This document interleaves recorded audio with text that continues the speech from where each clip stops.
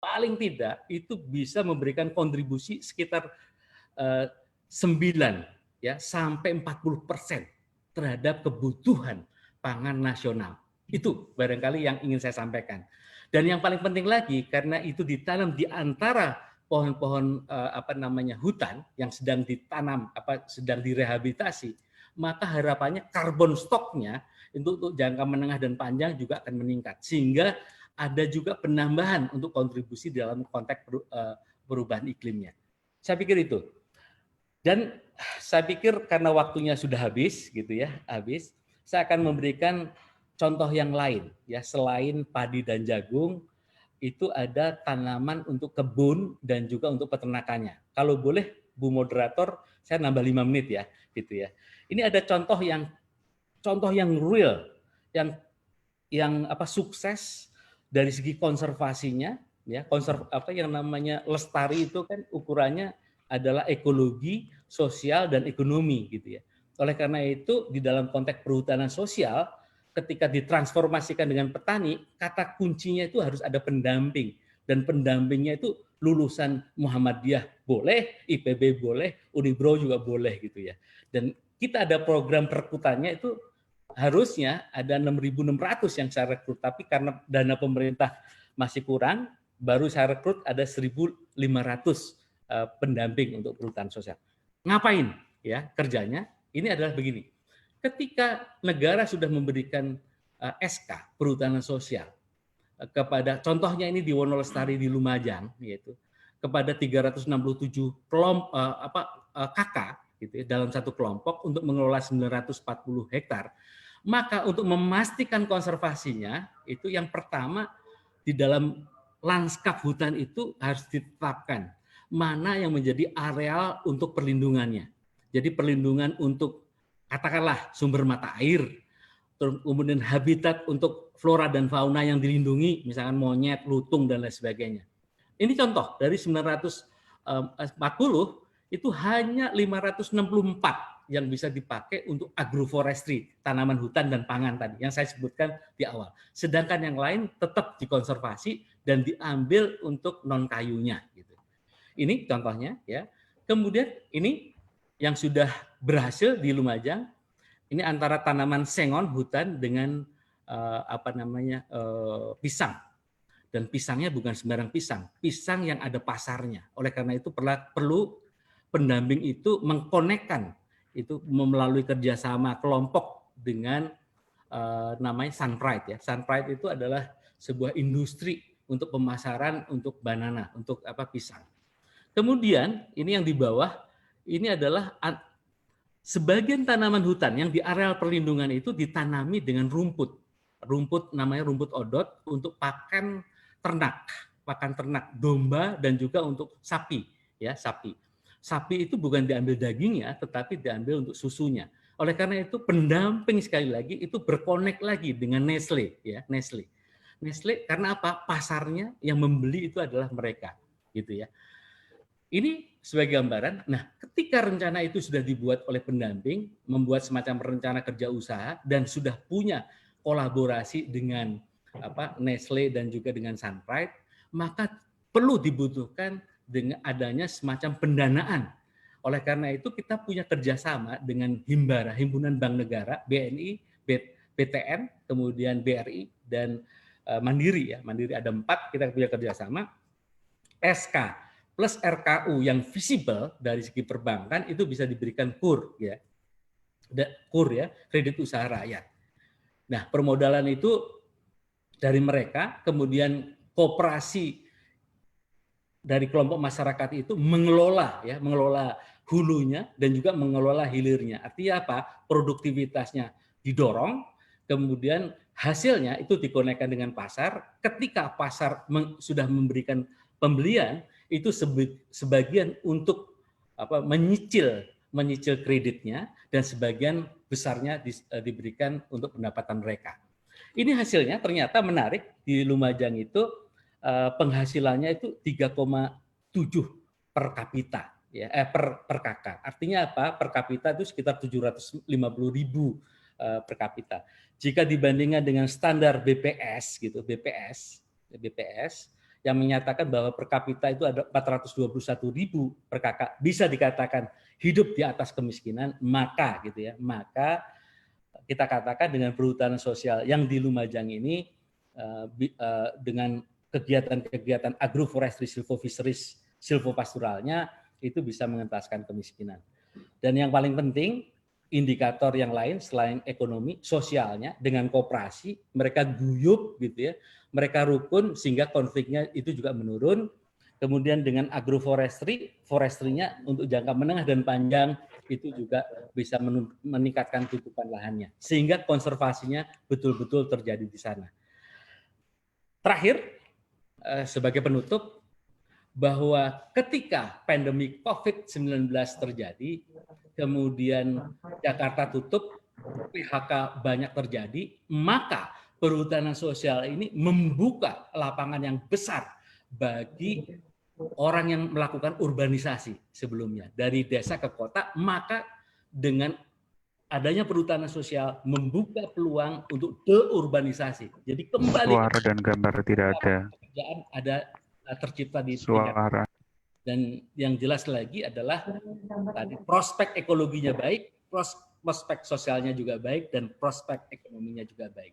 Ini semua bisa membantu ya, membantu untuk masyarakatnya sendiri, membantu untuk ketahanan pangan di regionalnya sendiri dan juga di nasional. Karena apa? Karena 218 negara sudah terpapar corona dan dampak makroekonominya begitu besar sehingga ekonomi nasional ini yang harus diperkuat, supply demand-nya, dan juga yang paling penting adalah keselamatan untuk masyarakatnya. Terima kasih. Wassalamualaikum warahmatullahi wabarakatuh. Terima kasih kepada Pak Bambang. Materinya sangat menarik sekali. Masukan kepada kita semua. Baiklah, untuk selanjutnya kami akan memberikan kesempatan kepada narasumber yang kedua, yang terhormat Bapak Profesor Dr. Haji Saiful Bahri SHMH. Namun sebelumnya saya akan membacakan biodata beliau. Biodata dari Bapak Profesor Dr. Haji Saiful Bahri SHMH. Beliau guru besar ilmu hukum tetap pada Fakultas Hukum Universitas Muhammadiyah Jakarta. Lahir di Kota Baru, Kalimantan Selatan, 20 Juli 1962. Pendidikan S1 beliau diselesaikan di Universitas Muhammadiyah Jakarta, jurusan Hukum Tata Negara, lulus tahun 1987. Meraih Magister Hukum MH, Fakultas Hukum, Program Pasca Sarjana Universitas Indonesia dalam bidang kekhususan Sistem Peradilan Pidana, lulus tahun 1998. Kemudian dilanjutkan program doktor dimulai pada program Pasca Sarjana Fakultas Hukum Universitas Indonesia dan diselesaikan pada program Pasca Sarjana Fakultas Hukum Universitas Islam Indonesia Yogyakarta. Jurusan Kekhususan Sistem Peradilan Pidana, lulus pada tahun 2009. Beliau banyak menulis pada tahun 2009 sampai sekarang. Salah satu buku yang diterbitkan tahun 2016 yang berjudul Pidana Denda Dinamikanya dalam Hukum Pidana. Pengalaman organisasi, Profesor Dr. Haji Saiful Bahri SHMH pernah menjabat sebagai Ketua Bagian Hukum Tata Negara Fakultas Hukum Universitas Muhammadiyah Jakarta tahun 2008-2012. Sejak tahun 1988 hingga sekarang, beliau menjadi dosen tidak tetap di berbagai universitas seperti di UNES, Universitas Bayangkara, Universitas Islam Asefiyah Jakarta, Universitas Krishna Dwi Payana, dan juga menjadi pendiri managing partner dan pada kantor hukum MS Bakri dan pada tahun 2000. Menjadi anggota Asosiasi Advokat Indonesia dan Parodi tahun 2000. Menjadi Ketua Majelis Hukum dan HAM Pimpinan Pusat Muhammadiyah periode 2015-2020. Pernah menjadi Dekan Fakultas Hukum Universitas Muhammadiyah Jakarta periode 2012-2016. Mulai tahun 2015 sampai sekarang beliau menjabat sebagai Rektor Universitas Muhammadiyah Jakarta. Baik, kepada Bapak Profesor Dr. Haji Saiful Bahri SHMH, kami berikan waktunya 20 menit untuk memaparkan materinya. Silakan Pak Rektor. Bismillahirrahmanirrahim. Assalamualaikum warahmatullahi wabarakatuh. Salam Bapak. Agar ditayangkan tulisan saya, host silakan.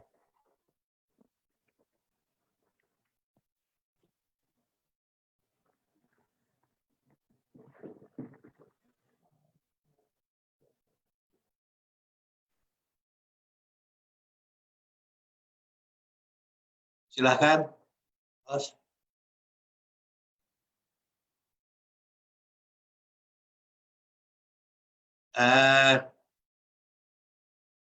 Hukum pembangunan berkelanjutan, tantangan pengelolaan sumber daya alam dalam masa pandemi.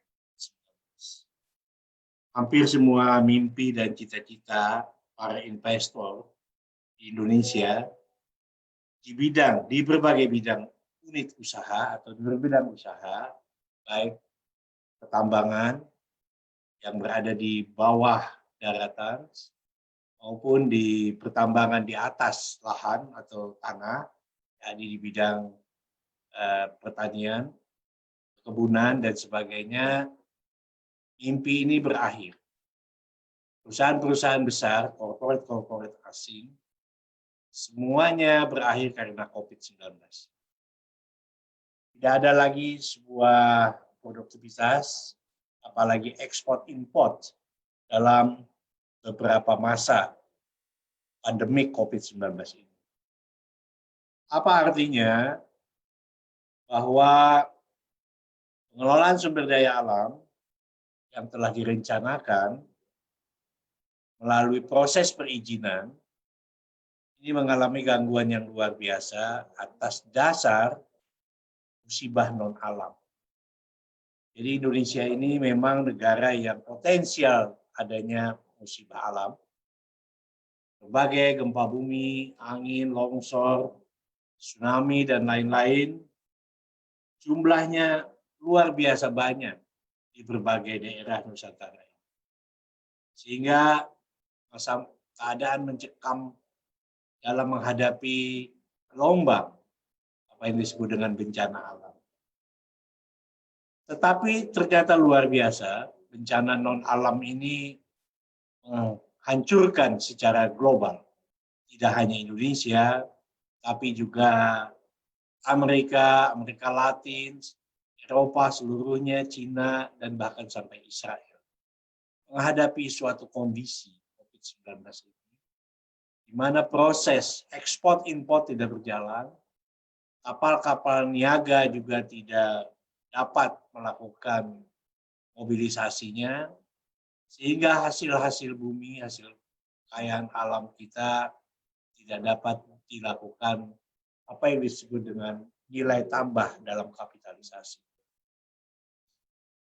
Nah, pada masa yang lalu dan sampai sekarang, kita berkeinginan untuk melakukan pembangunan berkelanjutan di berbagai bidang, termasuk sumber daya alam kita. Sumber daya alam kita sebuah anugerah yang tidak terkira. Kalau ke laut, betapa banyak sekali ikan-ikan dari seluruh dunia datang ke Indonesia, dan kita menangkapnya, lalu kemudian menjadikan industri pangan di bidang ikan, bidang laut, tetapi kemudian investor asing juga masuk ke wilayah ini, sehingga berbagi keuntungan. Nelayan-nelayan kita tertandingi, dan kemudian nelayan kita juga hanya mendapatkan sisa-sisa dari proses di dalam produktivitas nelayannya. tidak mampu menjadikan ikan-ikan itu menjadi panganan dalam kaleng dan sebagainya, karena industri yang sangat kapitalis masuk ke wilayah itu. Dan kalau kita bicara mengapa itu terjadi, ya ini adalah tantangan dalam kebijakan politik hukum bangsa Indonesia. Bagaimana DPR kemudian bisa berpihak kepada masyarakat, nelayan, dan lain-lain, bukan hanya nelayan, untuk bisa mengurangi apa yang disebut dengan keberpihakannya atau berpihak kepada masyarakat nelayan. Ini satu persoalan yang dalam kebijakan hukum ternyata tidak tercapai. Kebijakan hukum kita membuka luas apa yang disebut dengan investasi baik asing, penanaman modal asing maupun penanaman modal PMA dalam negeri untuk mencapai tingkat aktivitas dari para corporate dan kemudian melakukan eksplorasi yang luar biasa yang merusak kondisi sumber daya alam kita. Inilah kenyataan. Tapi kenyataan yang berpuluh-puluh tahun terjadi itu juga hilang dengan COVID-19. Hilang. Karena itu kalau kita melihat, kita mendapatkan bonus geografis yang luar biasa. Karena letak Indonesia jadi salah satu negara yang potensinya rawan bencana. Jadi tentang bencana ini sudah ada juga pikiran-pikiran apa yang disebut dengan pengelolaan bencana itu. Tadi yang saya sampaikan, tsunami, banjir, tanah longsor, badai, dan juga gunung berapi yang sangat aktif di berbagai wilayah Indonesia. Nah, ini adalah satu persoalan kepulauan kita yang berada dalam wilayah tektonik itu, yang sangat kompleks, dengan lempengan-lempengan yang selalu terjadi gesekan-gesekan. Dan lempengan itu berada di Pasifik, Filipina, Australia, dan yang paling aktif pergerakannya ini berdasarkan data KLH tahun 2000. Kemudian juga gunung berapi yang aktif, 271 titik letusan. Dan ini sangat tidak terduga, sangat tidak bisa dibaca dalam ilmu gunung berapi itu sendiri. Kadang-kadang lepas dari pantauan. Karena itulah secara demokratis, Indonesia yang sangat luas ini terdiri dari 33 provinsi dan 434 kabupaten. Dan juga ada rencana-rencana pemekaran beberapa daerah. Nah, sebagian besar penduduk Indonesia ini berada tumpuk di Pulau Jawa dan juga masih senang di Pulau Jawa. Mereka masih dalam penduduk yang padat, masih senang bersama-sama. Karena itulah pandemi COVID itu ya pada penduduk yang padat. Sementara di daerah Kalimantan, Sumatera, Sulawesi, Papua sedikit penduduknya, jarang, luasnya sangat luas. Penyebaran COVID-nya juga masih dalam kontrol. Kalau kita lihat penyebaran perspektif pembangunan, betapa lahan-lahan pertanian menjadi terus berkurang. Kemudian pencemaran air juga terjadi karena dampak dari pembangunan. Udara dan tanah juga menghadapi masalah-masalah karena lompatan-lompatan kota-kota besar itu terus menjadi kota industrialis. Tidak lagi berbasiskan kepada pertanian dan juga limbah-limbah industri luar biasa, jadikan limbah-limbah itu tidak bisa terurus dengan baik. Lanjut.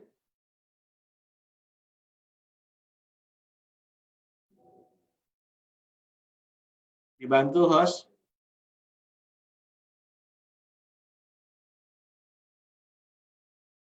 Peluang lingkungan hidup dan sumber daya alam ini dua variabel yang jadi kajian-kajian dalam perspektif kebijakan hukum.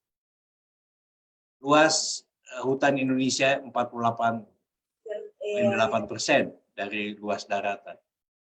Berarti masih lebih luas lautan.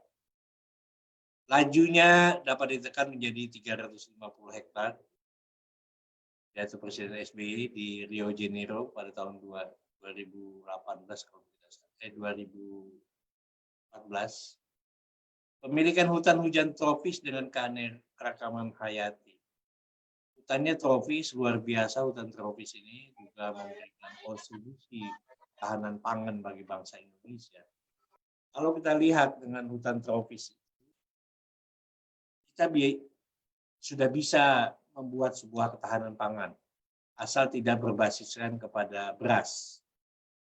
Pohon sagu misalnya bisa ditanam dengan luas itu, di mana-mana, sehingga Indonesia tidak akan kelaparan, tapi mengganti kebiasaan dari makan nasi menjadi makan sagu.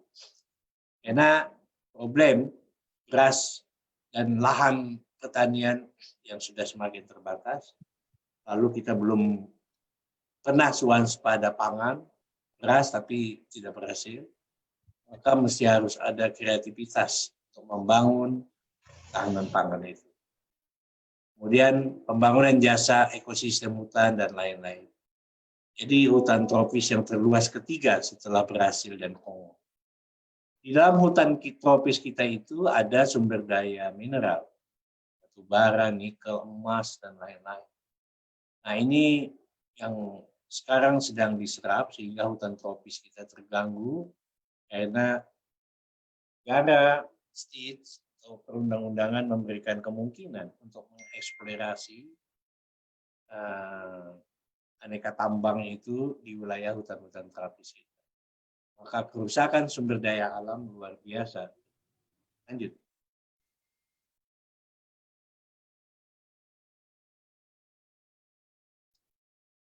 Nah, kalau bicara mengenai sustainability development, ini adalah pikiran waras dari bangsa kita. Untuk kita membantu juga dunia, bagaimana sebuah pembangunan yang berkelanjutan itu, yang itu merusak tata kelola hutan kita, sedang dibuat sebuah harmonisasi. Bagaimana kemampuan generasi mendatang untuk memanfaatkan dan terlepas dari bahaya-bahaya dari lingkungan, dari industri dan sebagainya. Dan itulah ada ide dasar untuk pengembangan industri yang ramah terhadap lingkungan. Lanjut. Ini yang mesti harus mendapat perhatian, bahwa bicara justice, keadilan, ini memikirkan keadilan antar generasi. Bukan hanya generasi yang sekarang saja, tapi juga antar generasi. Kemudian keadilan dalam satu generasi yang sama. Jadi dalam beberapa generasi kalau kita membuat pilahan-pilahan itu harus sama mendapatkan perhatian. Karena itulah prinsip pencegahan dini atau kehati-hatian terhadap pembangunan yang berkelanjutan di bidang sumber daya alam mesti mendapat perhatian. Masalah internalisasi, eksternalitas, prinsip pencemar yang melakukan berbagai macam upaya-upaya, jadi negara hukum akan tampil bagaimana bisa mengatasi pencemaran itu. Dan pencemaran lingkungan bisa dua sisi aspek hukumnya, stelsel-selnya, sanksinya, yakni sanksi pidana pengekangan atau pidana penjara dan atau denda. Nah inilah di dalam Undang-Undang Lingkungan Hidup, di dalam berbagai macam kasus-kasus, bahwa membuktikan mengenai pencemaran itu, lalu melakukan apa yang disebut dengan pemulihan keadaan, termasuk pemulihan terhadap kehidupan budaya masyarakat adat setempat, dan juga pidana denda yang sangat tinggi, yang semuanya itu adalah untuk menjaga agar lingkungan kita menjadi baik. Lanjut. Ada juga MDGs yang juga membicarakan mengenai kehidupan dunia ini, yakni bagaimana mengurangi kemiskinan. bahkan kelaparan, negara kita, Indonesia ini mestinya tidak boleh kelaparan, karena bonus geografisnya yang sangat luar biasa. Dan karena itulah kemiskinan, anak terlantar, dan lain-lainnya diwajibkan dipelihara oleh negara, itu adalah konsistensi. Kemudian diharuskan untuk capaian pendidikan dasar secara universal, mempromosikan gender dan pemberdayaan perempuan. Jumlah perempuan sangat besar dibandingkan jumlah laki-laki, tapi masih ada juga korban-korban yang dialami oleh perempuan. Tapi perempuan di bidang berbagai macam bidang mendapatkan kesetaraan. Kemudian perempuan yang masih belum mendapatkan akses pendidikan yang bagus juga menghadapi problem kematian bayi dan juga perhatian terhadap ibu yang melahirkan. Kemudian ada persoalan mengenai HIV, malaria, dan penyakit lainnya, termasuk nanti juga penyakit corona ini, dan menjamin keberlanjutan lingkungan hidup, mengembangkan kemitraan global untuk pembangunan. Ini yang dipikirkan oleh dunia melalui forum MDGs. Lanjut.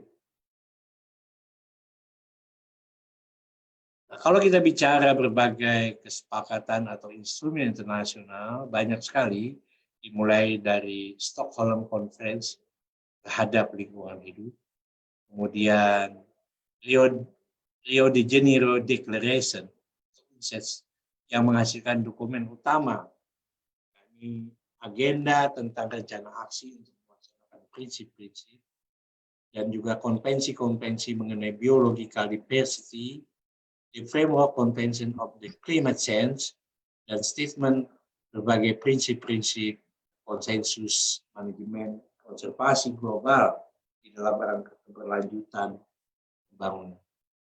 Jadi deklarasi Rio ini membuka pintu untuk sebuah perbaikan keberlanjutan pembangunan di bidang sumber daya alam. Ini masih belum cukup, karena itulah Kementerian Lingkungan Hidup itu terus berupaya untuk mengawal terjadinya akselerasi kehidupan. Dan Kementerian Lingkungan Hidup tentu berkaitan dengan pertanian, dengan perkebunan, tenaga kerjaan, dan lain-lain, yang itu akan dihadapi dengan cara memberikan ruang yang lebih luas pada para investor melalui apa yang disebut dengan rencana undang-undang Cipta Kerja, yang akan mempunyai ruang lagi untuk masuk menyederhanakan berbagai perundang-undangan dan perizinan di berbagai sektor, terutama sektor pertanian, perkebunan, pertambangan, dan sebagainya. Wilayah-wilayah perizinan itu tidak lagi menjadi wilayah pemerintah daerah, tapi semuanya diangkut menjadi pemerintah pusat. Maka problem kebijakan politik hukum kita menghadapi sebuah tantangan yang luar biasa. Jadi pro dan kontra di bidang ini, dan pro dan kontra itu akan tetap berlanjutan. Lalu di manakah keberpihakan terhadap dunia pertanian dan perkebunan kita yang memberikan kontribusi besar bagi rakyat Indonesia sebelum merdeka, di bawah sebuah kewenangan POC pada masa lalu, yang pada akhirnya semula berdagang, tapi kemudian menjajah. Nah, ini akan berulang, semula nanti memasuki wilayah kebijakan hukum, dan kemudian akan menjajah di bidang itu.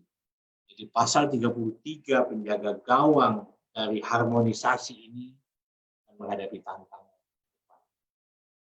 Lanjut.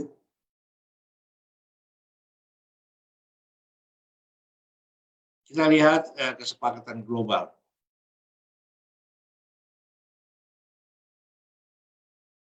Beberapa instrumen-instrumen internasional yang bisa dilihat di sini, semuanya sebetulnya adalah suatu rangkaian untuk menciptakan dunia yang baik. Dunia hijau, dunia dengan paru-paru yang bagus, oksigen yang sangat bersih untuk bisa menjaga kesehatan kehidupan masyarakat dunia. Paru-paru dunia itu berada dari hutan tropis dan kita telah banyak mendapatkan perhatian. Tapi faktanya ini semua dirusak oleh sebuah tata kelola investor yang di dalam pandangan investor semuanya itu adalah meningkatkan daya tambah, daya nilai, keuntungan dari apa yang dilakukan di dalam proses bisnis yang terus menerus dan mempunyai dampak yang luar biasa. Lanjut. Kita lihat dalam berbagai kesepakatan global terkait lingkungan hidup. Tidak ada mestinya diingatkan untuk konsisten tentang pengaturan hukum internasional. Banyak yang terkait mengenai hukum internasional, misalnya perdagangan dunia, globalisasi dalam perdagangan, aspek-aspek hukum bisnis, aspek hukum keperdataan, aspek hukum ketatanlaksanaan pemerintahan, dan aspek hukum pidana yang terakhir. Tapi pengaturan itu baik, tapi dalam kenyataannya ini jadi problem. Apalagi apa yang disebut dengan kedaulatan nasional suatu negara. Kemudian kedaulatan ini beralih menjadi kedaulatan investor asing. Kelembagaan di tiap tingkat pemerintahan ini juga tidak berlaku dengan baik. Pertumbuhan ekonomi yang berkelanjutan ternyata tidak menguntungkan bagi bangsa kita. Bangsa kita hanya memungut apa yang disebut dengan yuran pajak, yuran-yuran yang jumlahnya sangat kecil, tapi investor mendapatkan sebuah keuntungan finansial yang luar biasa. Nah, juga posisi negara berkembang, negara maju, negara yang masih ke belakang, ini menjadikan bangsa kita menjadi tidak berdaya. Bangsa yang menciptakan menjadi bangsa jongos. Kita menjadi bangsa jongos sudah lama sekali sejak kolonialisme Belanda, sejak VOC. Dan sampai sekarang kita hanya menjadi bangsa-bangsa yang diperintah oleh kaum kapitalis. Ini sangat menyedihkan. Sehingga wilayah-wilayah perkebunan dan pertanian yang dikelola oleh korporat itu menghasilkan kejahatan-kejahatan baru. Misalnya kejahatan atas undang-undang perlindungan wanita, perlindungan anak, dan sebagainya. Orang-orang yang di belahan hutan itu di industri perkebunan menghasilkan kejahatan bagi penduduk pribuminya yang karena kemiskinannya, karena perempuan-perempuan bekerja di hutan, tersisalah suaminya di rumah, ada anak perempuannya di rumah, maka terjadilah pemerkosaan terhadap anak sendiri. Dan itu terjadi luar biasa. Ada data di Departemen Sosial bahwa mereka itu anak jadi menghamili anaknya sendiri karena masalah kemiskinan, karena masalah buruh tidak tetap di industri perkebunan sehingga pagi-pagi sudah harus bekerja sementara suami di rumah dengan anak. Ini luar biasa. Kan saja bangsa buruh, tetapi melahirkan sebuah kejahatan yang sangat fundamental dan itu terjadi di seluruh Indonesia. Karena itulah keterlibatan komunitas adat juga dibatasi, masyarakat adat yang guyup itu kemudian dipecah dan kemudian retak. Tidak ada lagi sebuah komunitas yang bisa menahan laju pertumbuhan industri-industri. Ini persoalan yang belum bisa dipecahkan hingga sekarang. Hukum baru akan melindungi kejahatan-kejahatan. Lanjut. Nah, integrasi prinsip pembangunan yang berkelanjutan dalam berbagai perundang-undangan dan putusan pengadilan. Langkah awal yang dilakukan di deklarasi Rio de Janeiro memudahkan panduan bagi pengambilan, kemudian ada kodifikasi prinsipal untuk membantu mengatasi persoalan. Ini dilakukan terus-menerus, tapi upaya pengemahan masyarakat juga terjadi di mana. Jadi idealnya sebetulnya penguasa atau industri-industri perkebunan dan pertanian itu harus dikelola oleh negara. Bagaimana pasar dan juga memberikan protek atau secara hati-hati kepada perizinan yang dikeluarkan oleh pemerintah terhadap sangat selektif, jangan dibuka terlalu luas dan diberikan perusahaan-perusahaan negara, bimbing dan sebagainya untuk bisa melakukan produktivitas yang tinggi dan kuat dan memperhatikan juga keberlanjutan sumber daya alam dan juga lingkungan supaya tidak terganggu. Ini menghasilkan profitnya diberikan kepada bangsa dan negara. Jadi bukan hanya soal pajak, tapi bagaimana perusahaan negara itu mempunyai profit terhadap itu. Tapi dalam bentuk undang-undang pertanian dan perkebunan, ternyata itu diberikan seluas-luasnya kepada para pemohon perizinan dari berbagai investasi-investasi itu, baik investasi asing maupun investasi dalam negeri. Lanjut.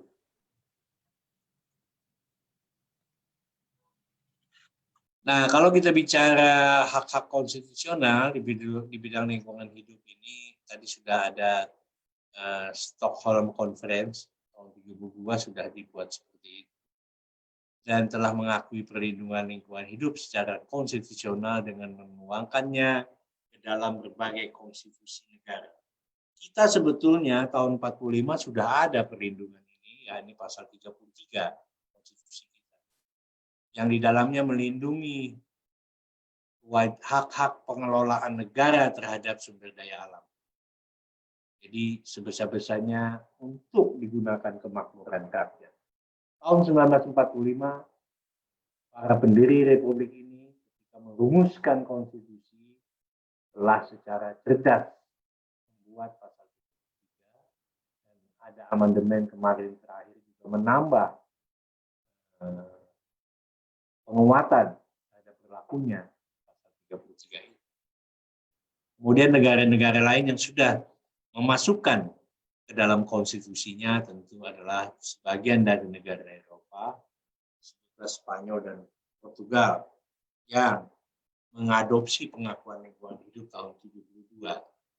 Jadi kita sudah lama, tapi tidak bisa dilaksanakan dengan baik karena ada penyimpangan-penyimpangan pemikiran terhadap itu. Politik hukum kita tidak berjalan. Dan semuanya itu hancur berantakan ketika ada COVID-19. Mereka pengusaha-pengusaha besar tidak bisa lagi melakukan tidak bisa jarak dan sebagainya. Perusahaan-perusahaan perkebunan di bidang coklat misalnya, kakao dan sebagainya menghadapi problem. Jadi mereka menghadapi kerugian luar biasa. Sudah lama untungnya luar biasa, saat inilah alam mengambil terjadinya sebuah kerugian yang luar biasa. Lanjut. Lanjut. Ini dilanjutkan saja, nanti bisa dipelajari. Ini negara-negara yang saya katakan sudah memasukkan ke dalam konstitusinya dan peraturan perundang-undangannya. Lanjut.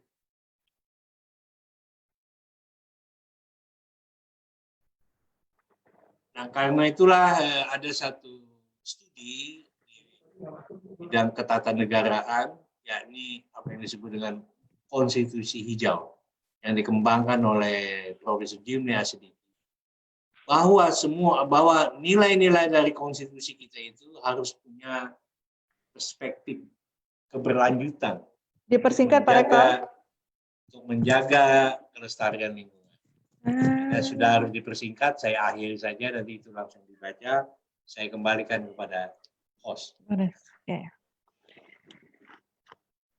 Terima kasih kepada Bapak Rektor, Profesor Dr. Haji Saiful Bahri SH.MH. Materinya sangat bagus dalam menambah wawasan dan pemahaman kita semua. Baiklah, untuk selanjutnya kami akan memberikan kesempatan kepada narasumber yang ketiga, yang terhormat Ibu Dr. Mesanti, SPMP. Namun sebelumnya saya akan membacakan biodata beliau.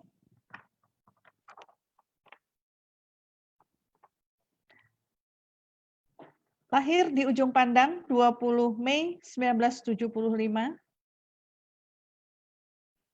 Beliau banyak mengikuti berbagai organisasi, menjadi Ketua Smart Education Training and Research Center 2016 sampai sekarang, Wakil Ketua ISMEA tahun 2000 sampai sekarang, juga anggota Perhepi Komda Jakarta 2019 sampai 2022. Beliau juga ikut di dalam anggota Perhepi, anggota Asosiasi Agribisnis Indonesia, anggota APSIPI 2020 sampai 2022. Lanjut. Beliau banyak juga menulis artikel jurnal ilmiah yang terkait dengan perekonomian petani. Salah satu judul tulisan beliau masuk jurnal Scopus, Sustainable Management of Teak Plantation Forest by Local Farmers in Sulawesi, Indonesia, yang dipublikasikan dalam World Applied Science Journal 26.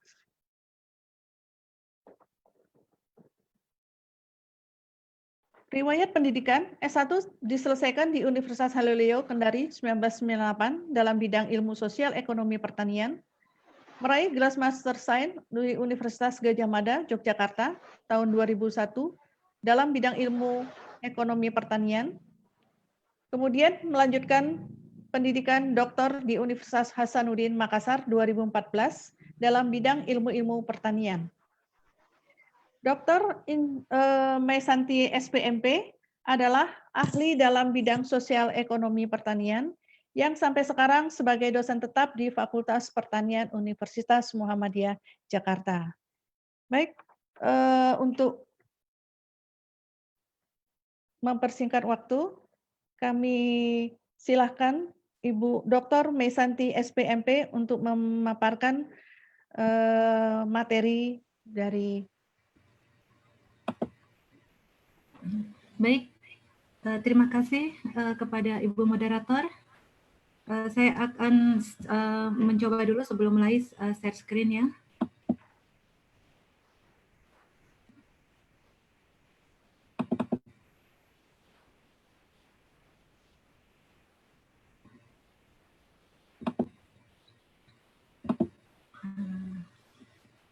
Baik, mungkin tidak kelihatan.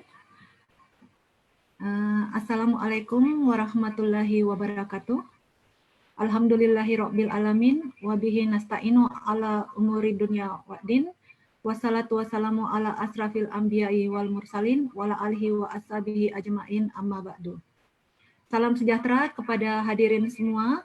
Bersyukur kepada Allah Subhanahu wa taala yang menganugerahkan kesehatan lahir dan batin serta kekuatan kepada kita semua. Di tengah pandemi ini kita masih dapat berkumpul bersama di rumah masing-masing untuk mengikuti acara webinar. Semoga acara ini bisa menambah pengetahuan kita bersama.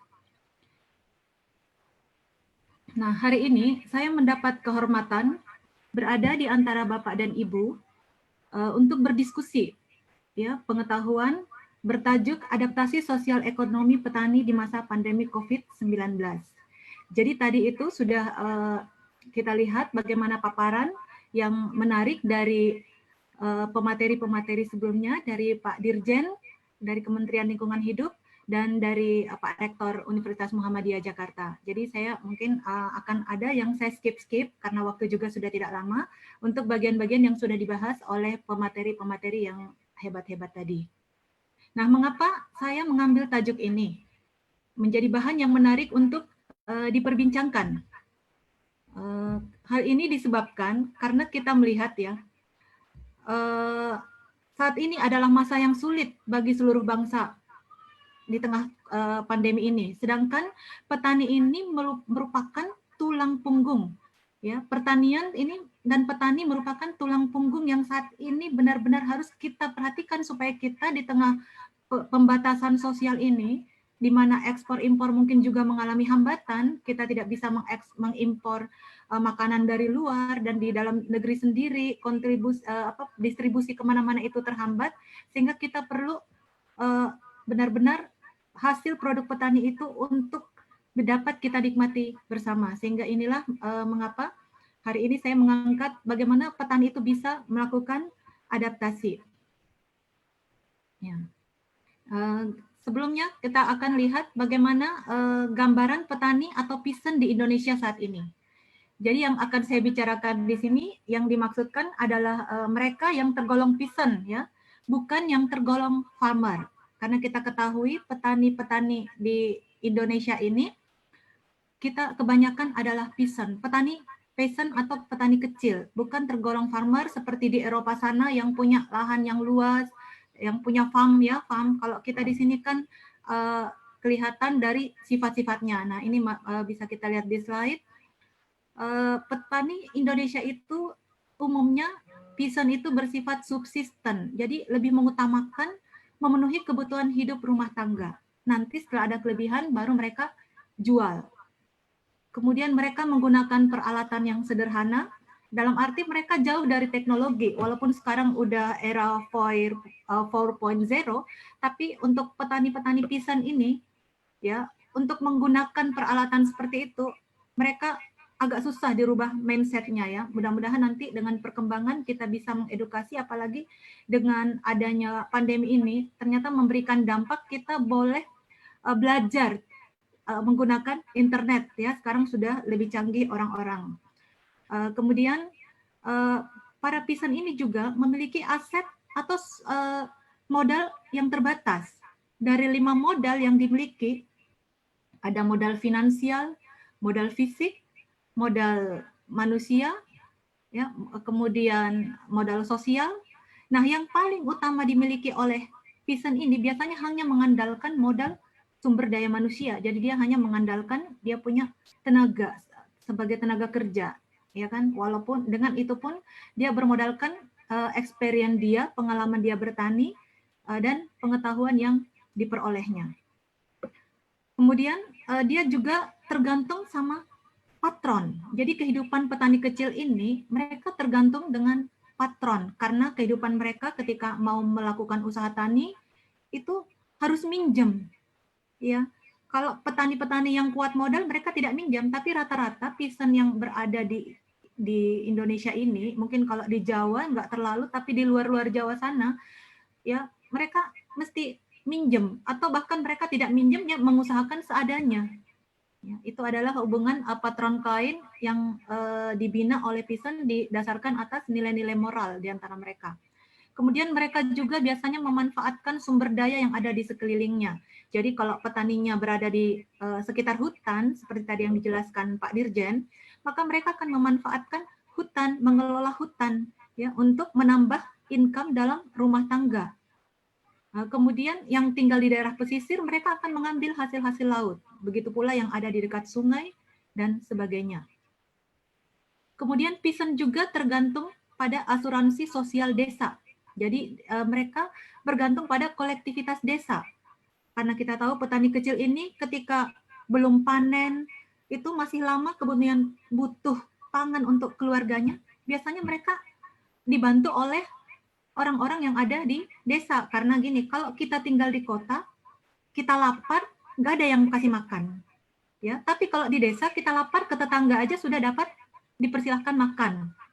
Kita datang membantu panen, nanti pulang bawa oleh-oleh hasil panen, seperti itu. Jadi inilah yang disebut kolektivitas desa, ada nilai yang ada hidup di desa yang di kota mungkin sudah hampir punah. Ya.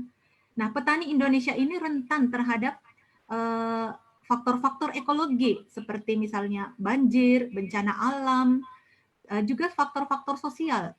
Ya, saya pernah meneliti ketika mereka di daerah Jeneponto, ketika mereka kehilangan dicuri ternaknya, yaitu sapi, maka taraf hidup pisan ini langsung jatuh serendah-rendahnya. Sampai kadang untuk membayar utang dia harus melepaskan lahannya. Nah, seperti itulah. Dan mereka juga kurang akses terhadap kebijakan-kebijakan pemerintah, baik yang sifatnya regulatori maupun yang programatik framework. Lanjut mana ya? Baik, selanjutnya saya lihat ini adalah gambaran petani pisang di Indonesia. Kalau kita lihat mereka ini adalah petani yang memang miskin. Ya, mereka jadi dengan kehidupan seperti tadi, mereka itu hidup dalam kondisi miskin. Nah, Sancho ini menjelaskan bahwa tidak sulit mengenali orang miskin karena seringkali tidak mampu mendapatkan penghasilan yang memadai. Mereka tidak memiliki pekerjaan yang stabil. Apalagi sekarang ya di tengah pandemi seperti ini, kemudian mereka memiliki properti yang terbatas dan sulit menjaga kehidupan sehat karena keterbatasan yang dimilikinya. Sedangkan kalau kita melihat ukuran kemiskinan menurut Angel, hukum kemiskinan Angel ini udah dari tahun 1857, tapi masih sampai sekarang masih oke. Dilaporkan oleh Ruggles tahun 90 menyatakan bahwa setiap rumah tangga yang menghabiskan lebih dari bagian maksimum atau sebagian besar dari pendapatannya untuk kebutuhan pokoknya, dalam hal ini untuk makan, pakaian, itu maka dia tergolong miskin. Kalau World Bank sendiri dia akan katakan bahwa kalau 66% atau 2/3 ya, sekitar 2/3 dari pendapatannya dipakai untuk kebutuhan dasar, udah tergolong miskin. Jadi tentunya petani-petani kita, kalau kita kategorikan menurut World Bank ataupun Angel, itu mereka memang masuk dalam, pisan ini masuk dalam kategori miskin, karena jangankan 66%, mungkin 99% bahkan sampai ya, seluruh pendapatan mereka itu dihabiskan untuk makan. Nah, oleh Geertz ya tahun 70 ini menggambarkan kondisi petani ini berada dalam kondisi di mana taraf produktivitasnya yang tidak menaik, atau disebut dengan involusi pertanian. Nah, di sini kalaupun ada kemajuan, itu bukan kemajuan yang hakiki. Jadi kalau ada gerak, maka gerakannya itu bukan sesuatu gerak untuk maju, tapi dia itu gerak di tempat. Seperti itulah gambaran kehidupan petani Indonesia yang ada sekarang ini. Nah, setelah ada COVID, ya, next.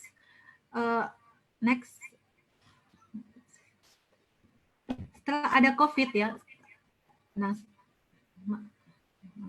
ini pandemi COVID ini menimbulkan masalah, tadi sudah dijelaskan oleh pemateri sebelumnya. Jadi menimbulkan masalah, misalnya masalah kesehatan, sampai bahkan banyak yang meninggal, kemudian masalah psikologi, banyak yang stres karena adanya PSBB, kemudian masalah-masalah ekonomi, banyak yang di PHK, kehilangan sumber nafkah, kemudian akhirnya daya beli kurang. Kalau daya beli kurang berarti tidak jalan konsumsi. Konsumsi tidak jalan, negara tidak dapat pajak, tidak dapat PDB. Kalau negara tidak dapat PDB, bagaimana bisa menghidupi masyarakatnya?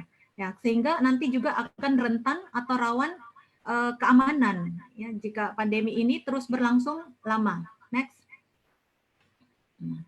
Nah, ini kita lihat perkembangan infeksi COVID-19. Untuk Indonesia, sayang sekali negara kita ini sampai sekarang belum menemukan titik puncak dan dia belum turun ya, masih terus naik. Tapi di tengah kondisi seperti sekarang ternyata sudah mulai dilakukan relaksasi PSBB. Tadi udah dijelaskan juga sama Pak Dirjen. Kalau kita lihat memang Indonesia kita ini masih terus meningkat trennya dan belum mencapai puncak. Kemarin diperkirakan Mei atau Juni ini mencapai puncaknya, ternyata meleset. Kemungkinan besar dengan dibukanya lagi relaksasi ini akan semakin jauh kita dari puncak. Tapi mudah-mudahan kita bisa melakukan pola hidup normal baru sehingga kita bisa beradaptasi, karena memang manusia itu selalu beradaptasi dengan lingkungannya, sama dengan petani ini kita. Next. Nah, kita lihat ini data Indonesia ya secara garis besar. Kenapa angka kita sebenarnya kelihatannya cukup kecil? Mengapa? Karena dari 1 juta orang, 1 juta populasi itu hanya yang berhasil diidentifikasi, diukur, dites itu hanya 1.881 orang. Ini per data 13 Juni kemarin. Nah, sementara di Malaysia itu per 1 juta itu 19.000, jadi berapa kali lipat dari kita. Kemudian di Vietnam, ini Vietnam kasus yang unik. Walaupun dia ada terserang juga COVID, tapi dia tidak ada satupun yang meninggal di Vietnam. Sementara kita sampai 13 Juni itu sudah 2.134. Kemarin bertambah lagi 41. Jadi sudah sangat banyak. Ya, tapi alhamdulillah kita tidak seperti Amerika dan Cina yang serta Brasil yang menduduki urutan Amerika itu urutan 1, Brasil urutan 2, Indonesia urutan 31. Kalau kita lihat Vietnam itu dia berada di urutan 156. Jadi mari kita bersama-sama mencegah melakukan adaptasi dengan lingkungan kita supaya kita bisa hidup sehat. Demikian juga dengan petani, saya akan gambarkan bagaimana petani melakukan adaptasi sosial dan ekonomi. Next. Nah, kita lihat pandemi COVID-19 ini memukul perekonomian Indonesia. Jadi termasuk usaha mikro kecil menengah. Nah, petani ini masuk sebagai salah satu usaha mikro kecil menengah ya. Karena petani ini sekalipun dia petani kecil, kalau dia menjual berarti dia memiliki usaha. Nah, hasil survei dari APSI ya, survei Asosiasi Business Development Service Indonesia, ini terhadap 6.400 responden seluruh Indonesia, di mana 50%-nya dilakukan survei di Jawa, sisanya di luar Indonesia. Ternyata dampak COVID-19 ini terhadap perekonomian itu 37% itu sangat terdampak atau tidak ada penjualan sama sekali. Usaha itu tidak berjalan sama sekali. Kemudian yang terdampak sampai 60% itu sekitar 14%. Kemudian yang terdampak menurun 31% sampai 60%, itu ada sekitar 15%. Kemudian di antara mereka ini ternyata ada 4% yang justru mengalami peningkatan pendapatan. Ya, ini mungkin usaha-usaha yang seperti pengadaan APD, masker, pembuatan masker itu mengalami peningkatan pendapatan yang berhubungan dengan alat-alat kesehatan. Tapi yang lainnya itu semua mengalami, hampir dibilang mengalami penurunan, bahkan banyak yang gulung tikar. Next. Saya contohkan ini pada petani sayur. Ini yang paling terkena dampaknya kalau petani di sekitar yang berada di daerah Jakarta, sekitar Jakarta ini, mungkin di daerah Jawa Barat, di mana ini kebijakan PSBB kan menyebabkan hotel, restoran, rumah makan, kafe, kegiatan-kegiatan tidak ada, sehingga catering juga tidak ada. Nah, ini semua adalah pasar dari petani sayur, sehingga tidak terserap sayurnya. Hasil panen apa yang terjadi? Hasil panen membusuk dan petani mengalami kerugian.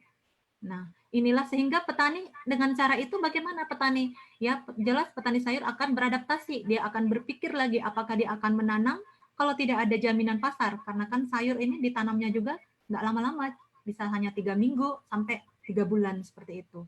Jadi petani juga akan mempertimbangkan lagi karena mungkin dengan dia rugi, dia sudah kehilangan sumber modalnya. Karena kita tahu peasant itu tidak punya modal yang besar. Next, oke.